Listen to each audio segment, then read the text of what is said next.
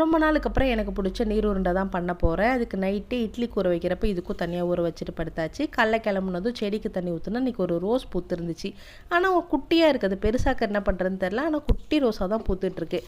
அதுக்கப்புறம் காலையிலேயே மாவெல்லாம் அரைச்சி எடுத்து வச்சுட்டு இதுக்கும் அரைச்சி எடுத்துட்டேன். இதுக்கு வந்து நைஸாக அரைக்காமல் கொஞ்சம் கொரப்பாக அரைச்சிக்கணும். நைஸாக அரைச்சா அழுத்தமாக போயிடுது. நான் அதுவும் ட்ரை பண்ணி பார்த்துட்டேன். கொஞ்சமாக கொரப்பாக அரைச்சி அது கூட தண்ணி சேர்த்து உப்பு சேர்த்து கரைச்சி வச்சுக்கலாம். ஒரு கடாயில் கொஞ்சமாக கடுகு, உளுந்து, கருவேப்பிலை, அதுக்கப்புறம் பட்டை மிளகாய் எல்லாம் சேர்த்து நல்லா பொரிஞ்சது. கொஞ்சமாக வந்து பெருங்காயத்தூள் சேர்த்துக்கோங்க. நல்லா பொரிஞ்சதுக்கப்புறமா அதில் நம்ம கரைச்சி வச்சுருக்க மாவை சேர்த்து கொஞ்சம் கொஞ்சமாக கிண்டி எடுத்தோம் அப்படின்னா இந்த மாதிரி கெட்டி பதத்துக்கு வந்துடும். அதுக்கப்புறம் எந்த ஷேப்பில் வேணுமோ அந்த ஷேப்பில் நம்ம உருட்டி எடுத்துக்கலாம். இன்றைக்கி நான் பால் ஷேப்பில் தான் உருட்டி எடுத்திருந்தேன்.